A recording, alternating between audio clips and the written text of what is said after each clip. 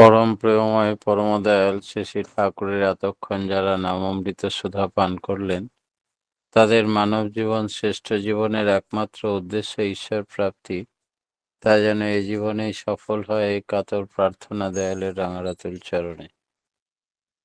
শ্রী শ্রী ঠাকুর এর কাছে এক সাধু বাবা, সে বলছেন যে আচ্ছা, বিহিত কর্মের দ্বারা কর্মফল কাটানো যায় কি না?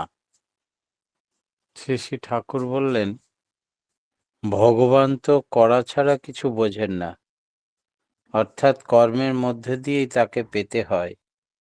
তখন অকর্মের বা বিকর্মের ক্ষয় হয়, তাই তার আরেক নাম ভগবান, অর্থাৎ ভজবান।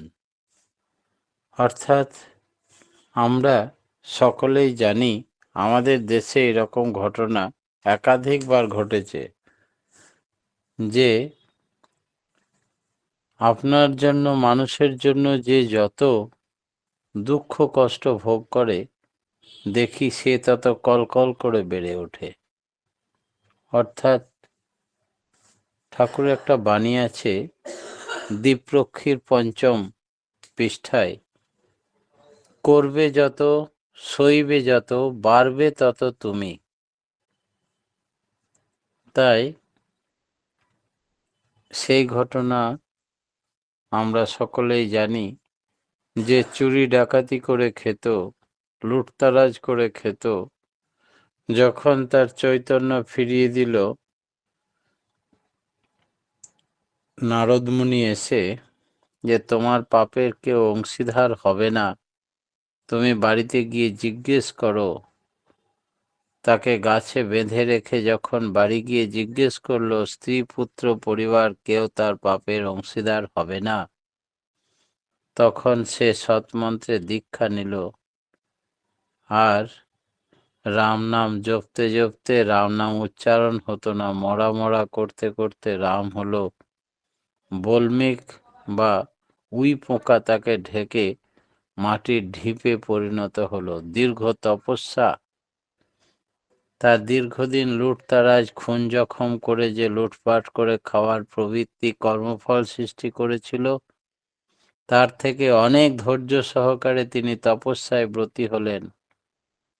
তাই সমস্ত কর্মফল কাটানোর পরেও তিনি ঋষিত্ব প্রাপ্ত হলেন। অর্থাৎ ভগবান রামচন্দ্র জন্মাবার আগেই দিব্য চক্ষু দ্বারা তার রামায়ণ লিখে ফেললেন, রামচন্দ্রের জন্ম বৃত্তান্ত লিখে ফেলতে পেরেছিলেন। তাই তিনি ঋষি বাল্মীকিতে রূপান্তরিত হলেন দস্যু রত্নাকর থেকে। তাই পূর্ব জন্মের কর্মফল, পূর্ব কর্মফল সব কাটানো সম্ভব, যদি ত্যাগ, তিতিক্ষা, ধৈর্য, অধ্যবসায়, জ্ঞান, ভক্তি, প্রেম, ভালোবাসা নিয়ে ঈশ্বরের জন্য অনবরত ভজমান হয়ে ওঠা যায়। তাই ভক্তের কি করা উচিত? ঈশ্বর প্রাপ্তি না ঈশ্বরত্ব প্রাপ্তি? দুটো কথা আছে, ঈশ্বর প্রাপ্তি আর ঈশ্বরত্ব প্রাপ্তি। আমরা কোন পথে এগোব? ভক্ত কখনো ঈশ্বর প্রাপ্তি চায় না, ঈশ্বরত্ব প্রাপ্তি চায় না, ঈশ্বর প্রাপ্তি চায়। সে ঈশ্বরের সেবা করতে চায়, তার দাস হয়ে থাকতে চায়। ঈশ্বরত্ব প্রাপ্তি যেন অনেকটা শঙ্করের ফিলোজফির মতন। ঈশ্বর প্রাপ্তিতে আমাদের বিরতি যেই হলো, তখনই তুমি ভাবলে হাম তো ভগবান বন গয়ে। অর্থাৎ আর জীবন বৃদ্ধির দিকে লক্ষ্য থাকলো না। তোমার উদ্দেশ্য হবে ধারণ পালন ব্যক্তিত্ব লাভ করা, তাঁরই সেবার জন্য ভাবতে হবে আমি তাঁর সেবক, এমনতর তাঁর সেবা করতে হবে যাতে তার তৃপ্তি হয় আর তিনি সমৃদ্ধ হয়ে ওঠেন। তবেই আমার তৃপ্তি মুক্তি সব হবে।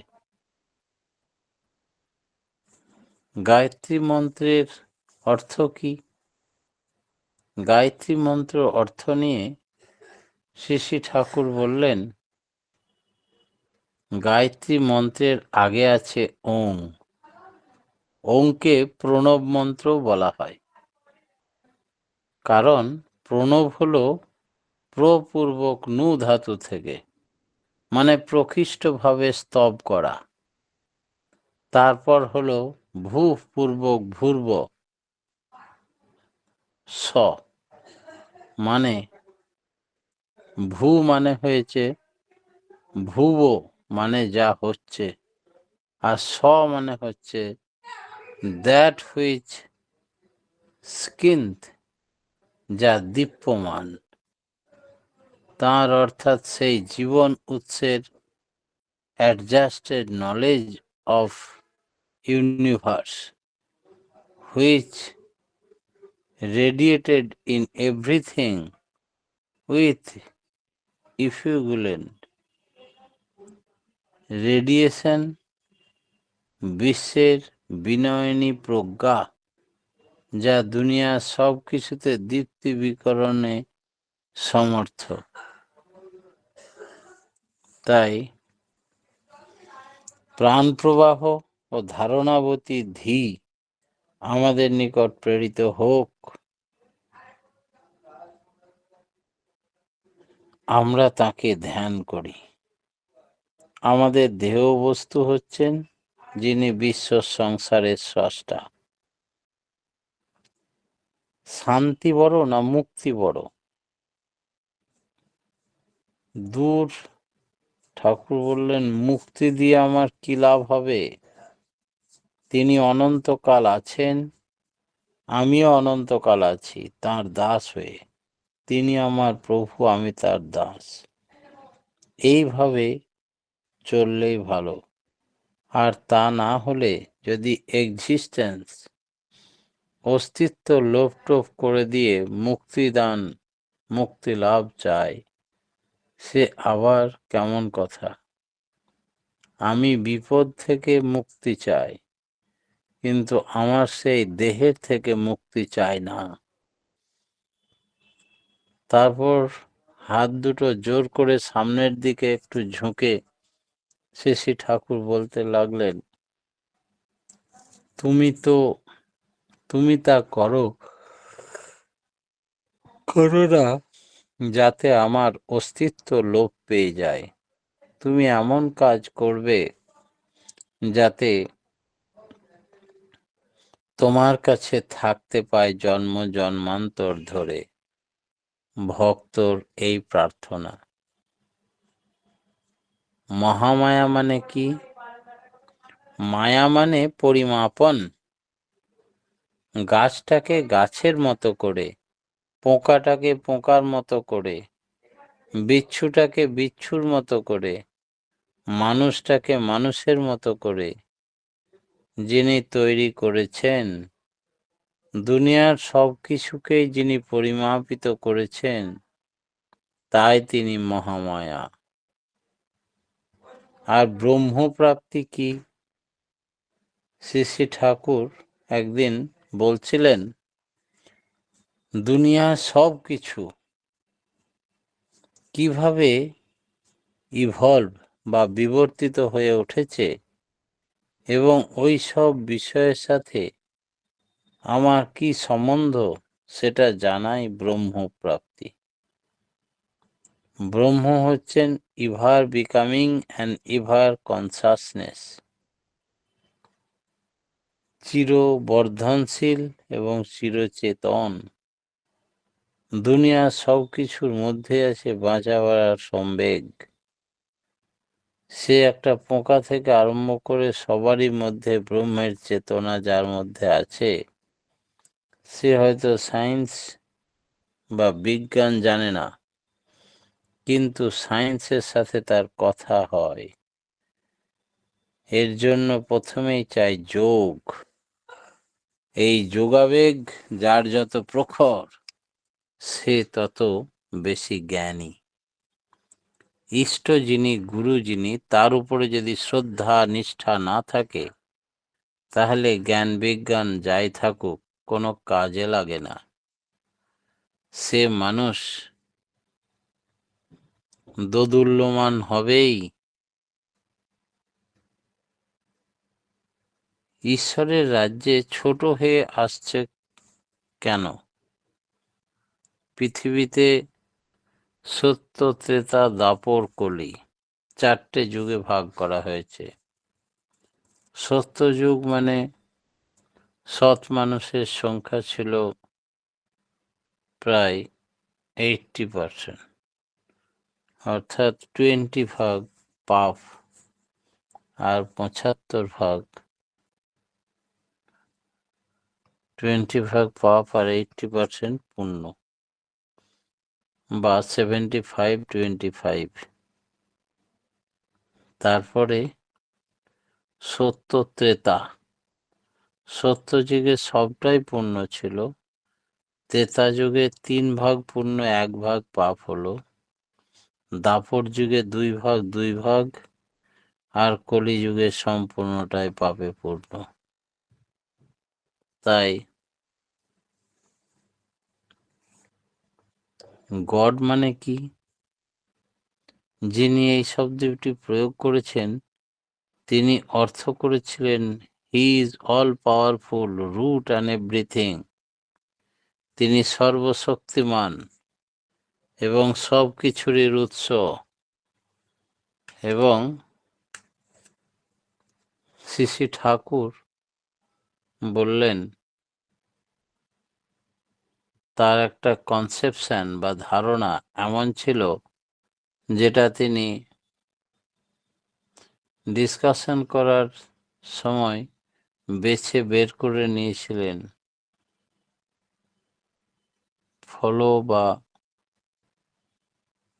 ফলো করলে আমরা দেখতে পাবো ওয়ার্কআউট করে সলিউশন করা যায় কিভাবে।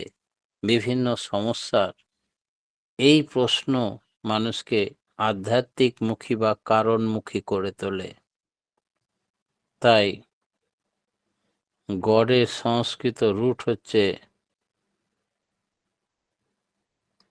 হু, মানে টু ইনভোক, আহ্বান করা। সে আহ্বান কেমন করে? তাকে অন্তরে স্মরণ মনন করে, তার গুণাবলীতে অভিষিক্ত হয়ে ওঠা। যেমন ক্রাইস্টকে আহ্বান করা মানে তার গুণাবলীতে আমার ভেতরটা অভিষিক্ত করা, তার ভাব বৃত্তি অনুযায়ী আমি অ্যাক্টিভ হয়ে উঠব। আমার কন্ডাক্টের আচরণের ভেতরে তা সঞ্চারিত হয়ে উঠবে। আমি যতদিন থাকব, আমার ব্যক্তিত্ব যতদিন থাকবে, ততদিন ওইভাবে চলন চলব। এই হলো ইনভোক, আহ্বান। আপনি মাস্টার এই কাজ করেছেন, করতে পারেননি কেন?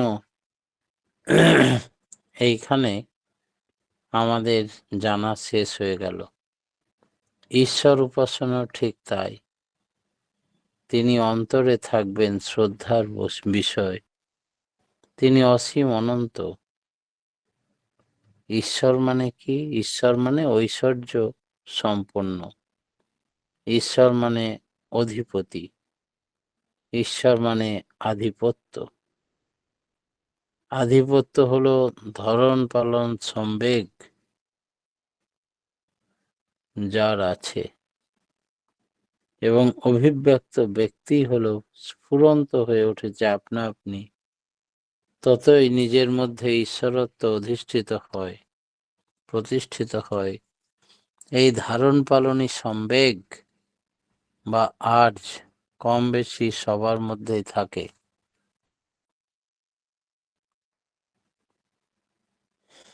যেমন আমরা প্রত্যেকে কারণ জানতে চাই।